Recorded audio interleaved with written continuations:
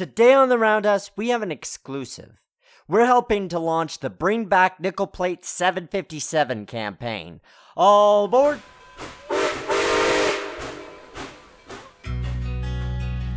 In days past, the roundhouse was where the railroad worker united with the steam locomotive, each to prepare for the journey ahead.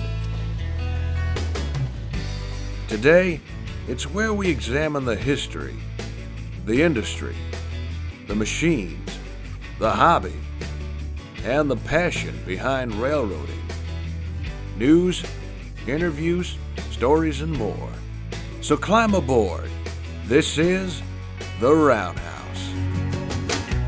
Welcome to the Roundhouse. I'm your host, Nick Gozarek, and this is episode number 63 of our Trains and Railroading podcast, where we're talking about everything in the industry and the hobby.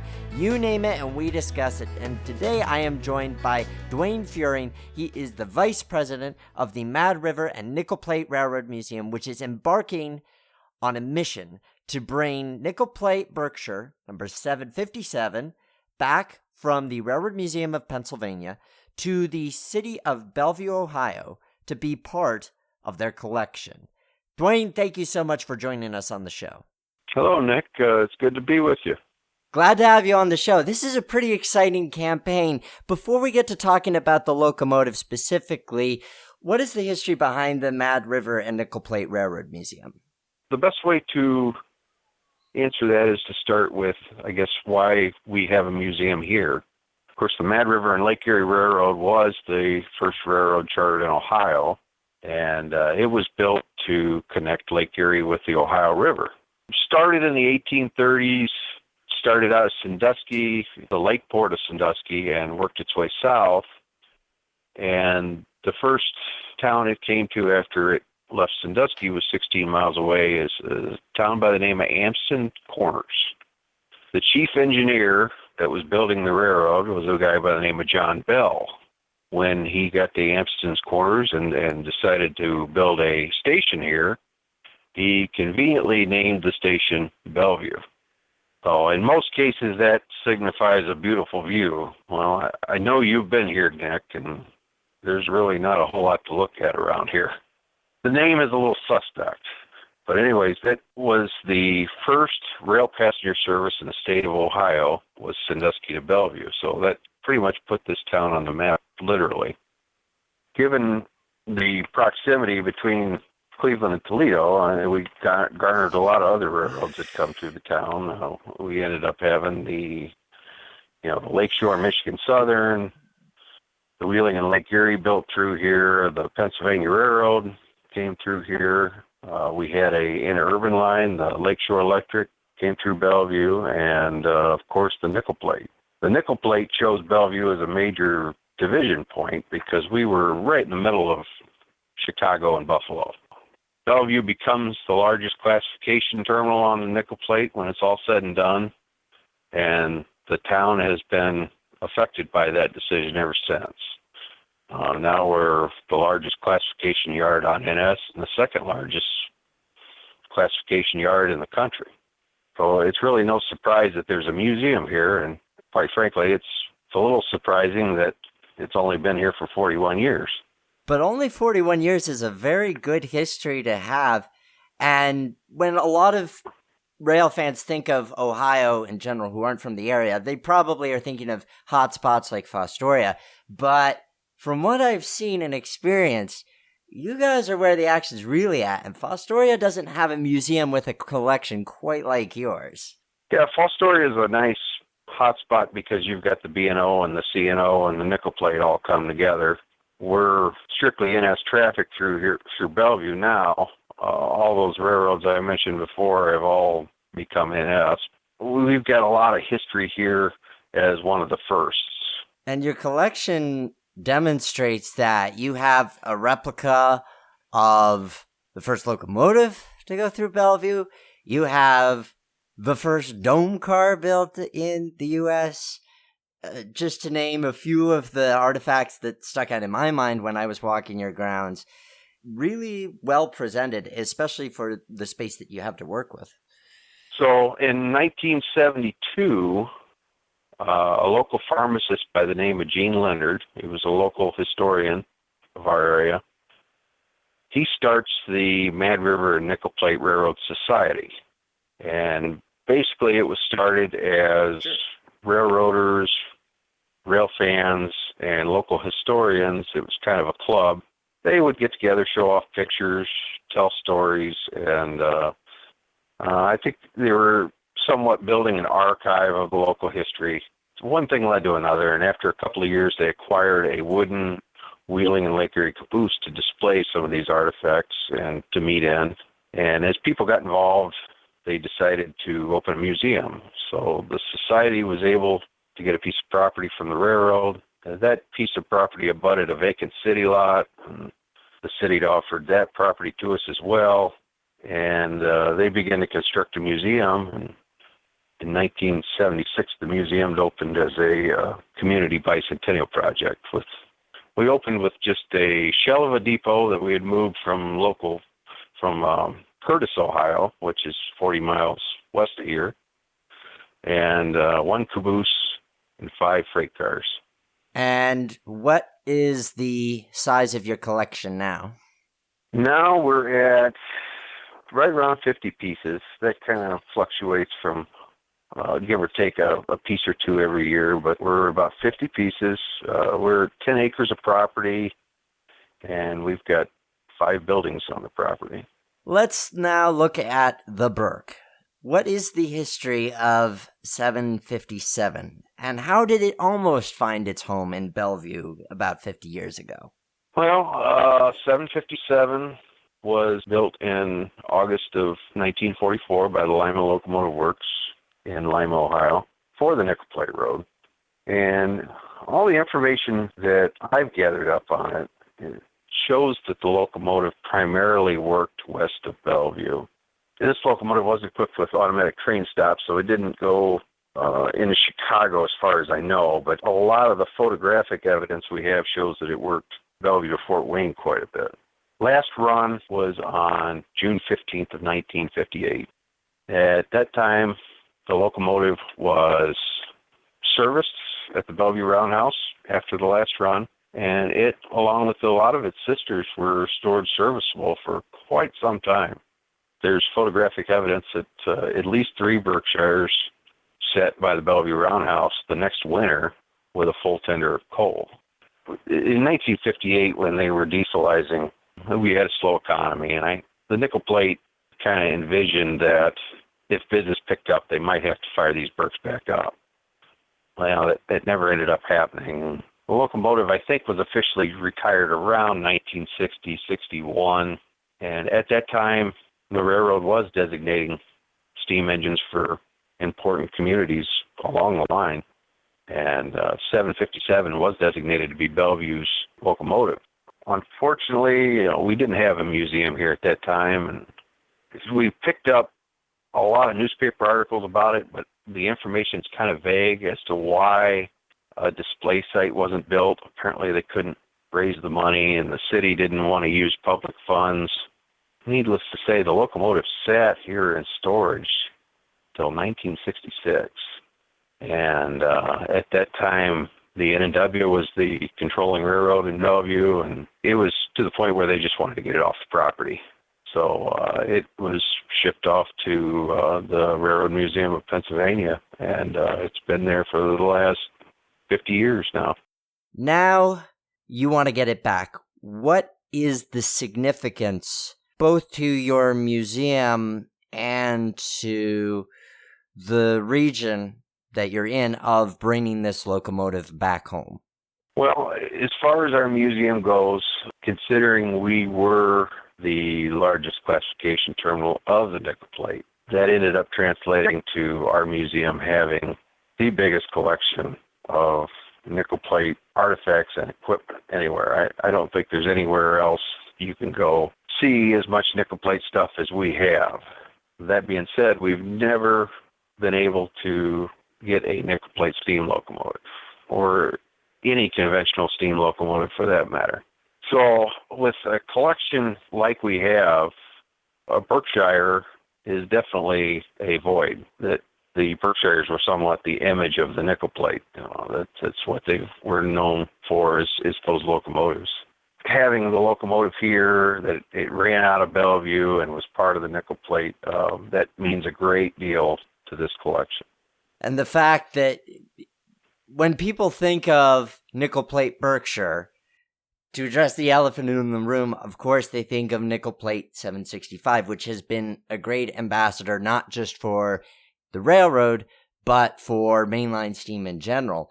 So I would imagine that having one of its sister locomotives on display gives people yet another opportunity to be able to admire these really amazing machines.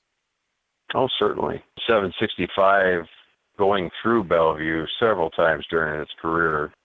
Everybody here is enthralled by it.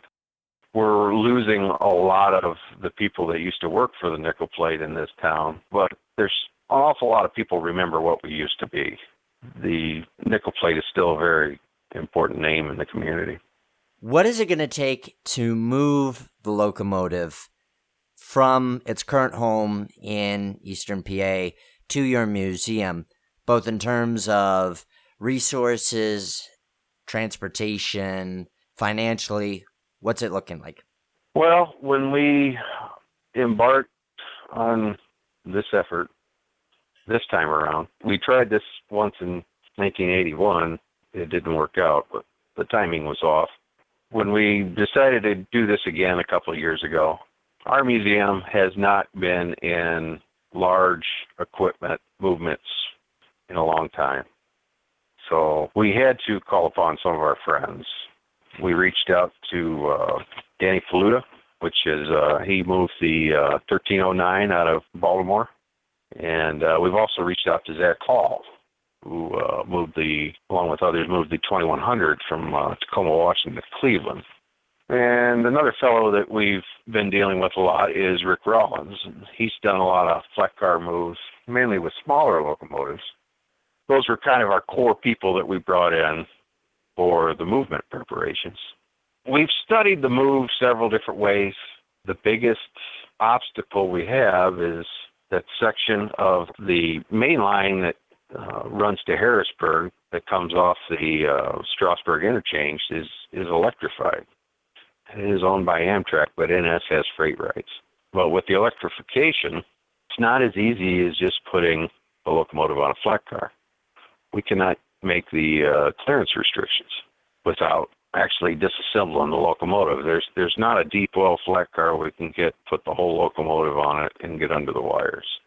So we had our committee, I guess you could say, go out and inspect the locomotive, and we've had some initial talks with NS about moving the locomotive on its own wheels. And it looks like we at least have to move it on its own wheels to Harrisburg. Hopefully, if all goes well, we can move it all the way to Bellevue that way, similar to what they did with the Y6 out of St. Louis a couple of years ago. That's what we're counting on. If we have to disassemble the locomotive in flat car, it's going to be a lot more of a challenge. Once we kick off this campaign, we're hoping to have the locomotive in Bellevue within a year. It looks like between the movement, the restoration, and setting up the display site, it's probably going to be about $250,000 job. We're looking at raising about $250,000 to get this project underway. To be clear about it, this is movement specifically for display and cosmetic restoration. And a lot of times when we hear about steam movements in the news, it's tied with restoration to operation. But I feel like that tends to overshadow the significance of being able to do movements just to relocate equipment and do cosmetic restorations. Why is your campaign to relocate a locomotive every bit as important as if it were being restored to operation, if not more so? Well, I'm glad you asked me that, Nick. I've been in so many conversations with other preservationists about the all-or-nothing attitude regarding steam locomotives. I've seen online comments to the effect of, if it's not going to run, then what's the point? It comes down to the fact that these locomotives are still historical artifacts, whether they're hot or cold. There are several across the country that are in danger of being lost in the future because there's no opportunity to run these locomotives, and there's not enough people engaged in a would-be restoration effort because of that. Everybody, I think, can agree that it's a very special experience to be around a hot and operational steam locomotive. There's not much that compares to it. That doesn't mean that the locomotives that don't have an opportunity to operate should be neglected. What makes this project so important is we're trying to honor the wishes of the nickel plate by displaying the 757 in the town of Bellevue, its hometown. Another reason this is so important is it will complete the collection here of nickel plate artifacts. So, like I said, there's more nickel plate stuff here than anywhere else, but the void of a nickel plate berth is a pretty big hole to fill. We're going to be honest and straightforward from the start here. This generation of leadership at the Mad River and Nickel Plate Railroad Museum has no intentions to operate in this locomotive. If by some miracle a future generation has that opportunity, then the locomotive will be here in a preserved state and waiting. At the present time, we're just focused on relocating, cosmetic restoration, and display. I think that seems like a good focus. There's a lot that you could do having this equipment as stationary storytellers.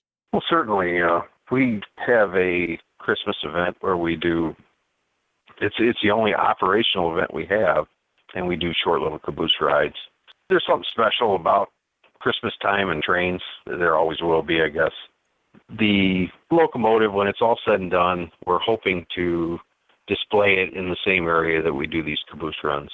One of the requirements we've put on this is when the locomotive is displayed, we will set it up in such a way where it is under roof and protected from the elements, though. So for people wanting to learn more about this campaign, what it's going to take, the people involved, and how they can help, where should they go? We have set up a website, and we're fundraising currently. It is www.bringback757.org. We're going to fundraise from that site. We will offer updates on it. We're going to be offering some merchandise shortly. Also, the museum has a Facebook page as well. We'll be constantly posting updates of this project as it moves along.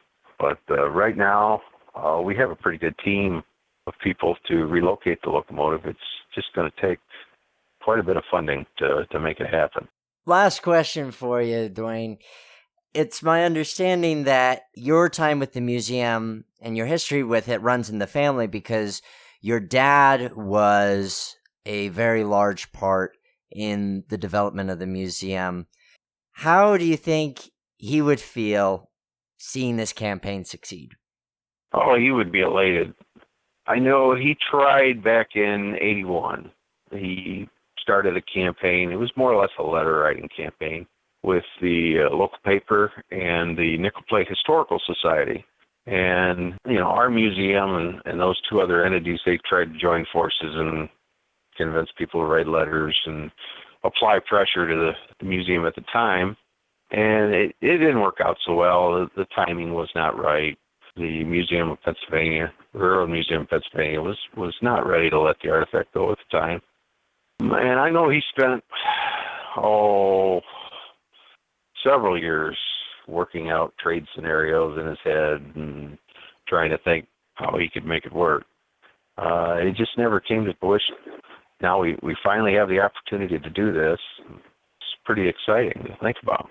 Well, it seems like a very exciting opportunity for the museum, and if it's able to move on its own wheels for even part of that trip, let alone the whole thing, boy, would that be a sight to behold. Oh, it certainly would. Right now, our initial inspections indicate that it could happen. That's the direction we're hoping to proceed with. It's very important when we take a minute to express our gratitude to the folks at the Railroad Museum of Pennsylvania, especially the director, Pat Morrison. They chose to entertain our request when they didn't have to, and they have been most gracious and helpful throughout this process. There's a story underneath the surface here that I hope most people in preservation understand, and that's we can save and preserve a lot more artifacts when multiple groups work together. They made a very difficult decision to let the 757 go. I know that wasn't easy, but they have put their faith in us that we're going to care and appreciate for this piece from here on out. And here at the Mad River, we're most gracious and humbled by that. Sounds good. Dwayne, thank you so much for joining us here on the Roundhouse. Oh, you're welcome. Thank you for having me. To learn more about what these guys are embarking on, visit the website at bringback757.org. And for more episodes of The Roundhouse, you can go to theroundhousepodcast.com, links to social media there. And, of course, we are on iTunes, Stitcher, and all of your favorite podcasting apps. Thanks for tuning in, and remember, as always, that The Roundhouse is our house.